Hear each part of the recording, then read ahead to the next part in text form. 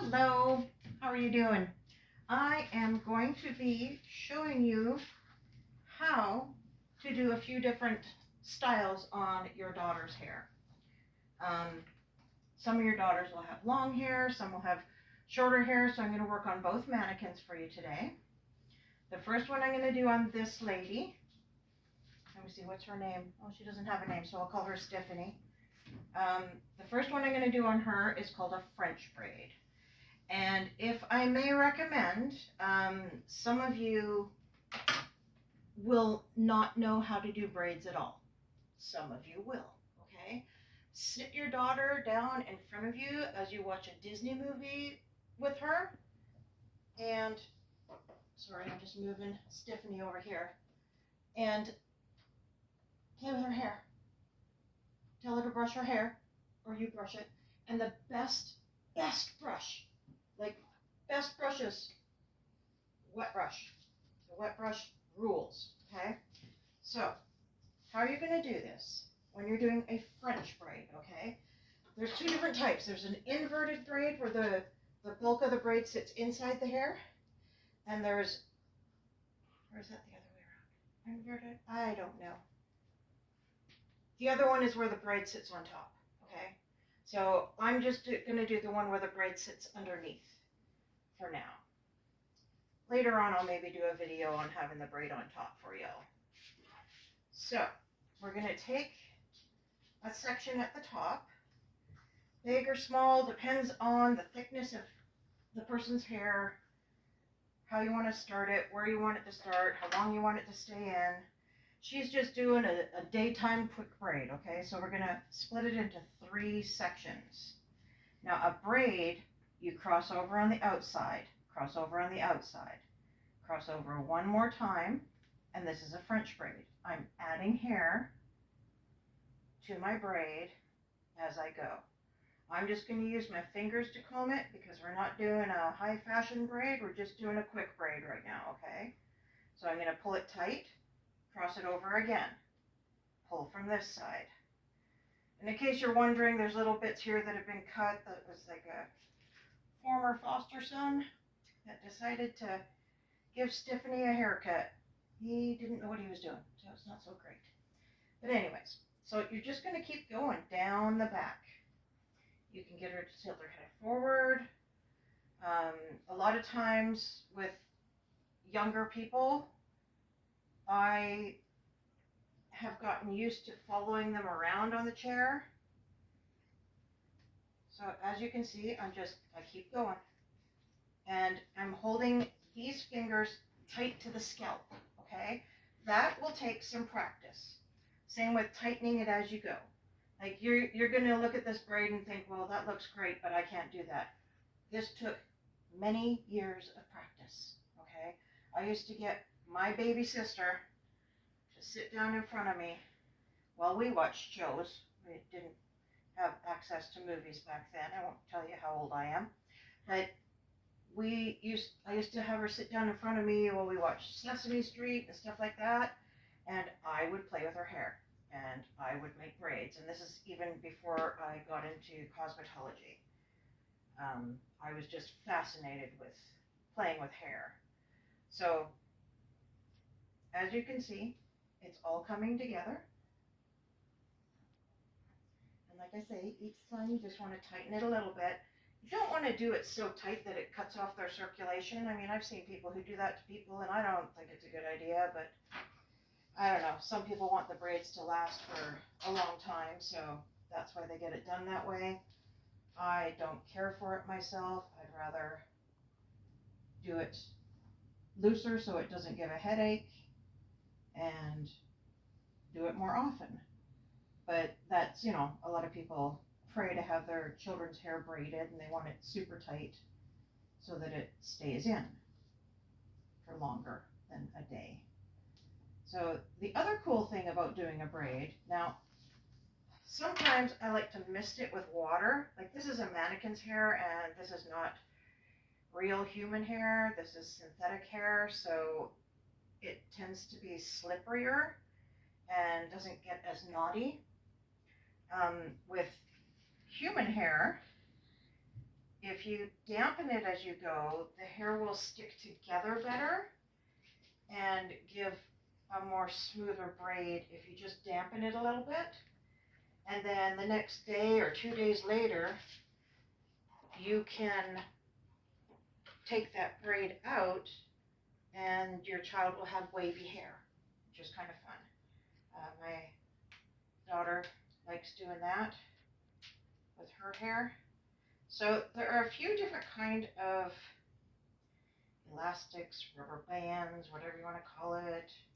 In Canada, we call them, well, I call them elastics. See, my lady's shedding.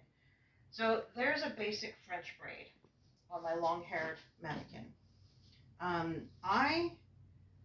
The one that I used here is a very thin baby rubber band. I don't know, get that in close and see if you can see that. It's very thin. These ones have a little more substance to them. And these kind of things you can get like in packages. I keep mine in a little box because my daughter decided to organize it for me. Now the other thing that we're going to need on my other lady here, and her name is Kaylin. Kaylin has some shorter hair, so we're going to find with hers that some of her hair is going to want to fall out, okay? So I'm going to show you how to use some bobby pins.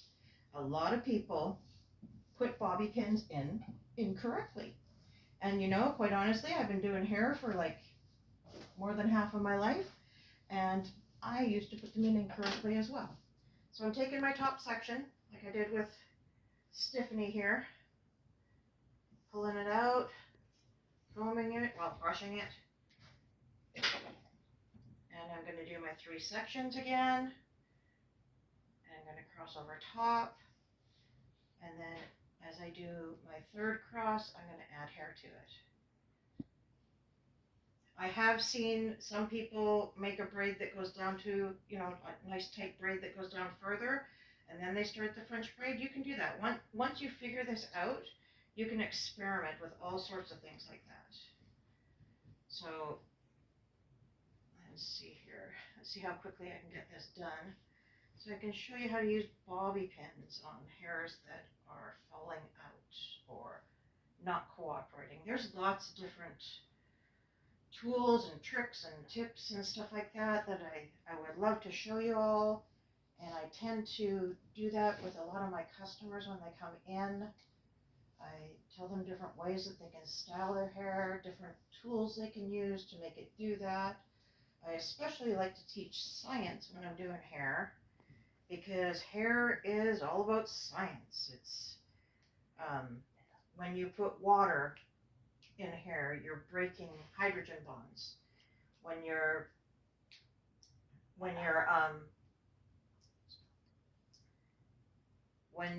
applying heat, you are softening hydrogen bonds. And these things are what affect the curl in our hair. So now I'm starting to get to the shorter parts. We're going to have bits that are going to want to fall out down here.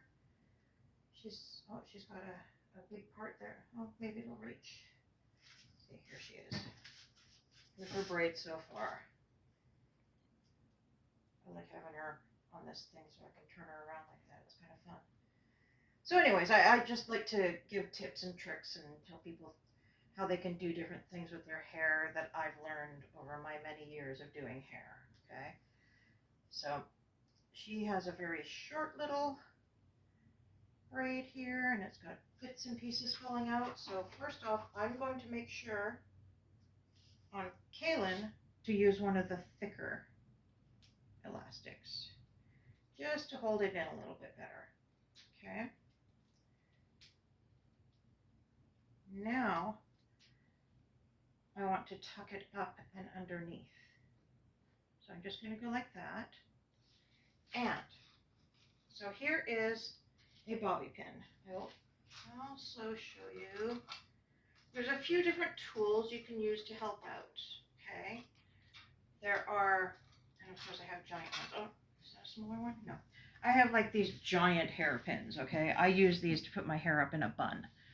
These are bobby pins. They have like the little bumpy side here. Now, most people put the flat side towards their scalp. it's the bumpy side you want to lock in and put towards your scalp. So, new trick. Well, no, old trick, but new information maybe. So I'm going to take my bobby pin and I am going to put it in this way so it locks it in better. If she had, let's say she had some hair falling out at the sides, I could pull that back and just put a bobby pin there. Just make sure that you're putting the bumpy side towards the scalp. That's going to help. Like I say, it helps lock it in. With a mannequin, it's not so important because they have a plastic head that doesn't move. With people, it's more important because we have skin on our scalp and our scalps move, and that's going to help lock that in. So here's my short French braid. Here's my long French braid. And I will include a PDF with this so that you can refer to that when you're sitting down in front of the TV with your kids and playing with hair. So I hope this has helped you, and I hope you come back for more because I'll be teaching more. I think next time I'm going to teach a fishtail braid. That's a very popular one. Thank you. Bye.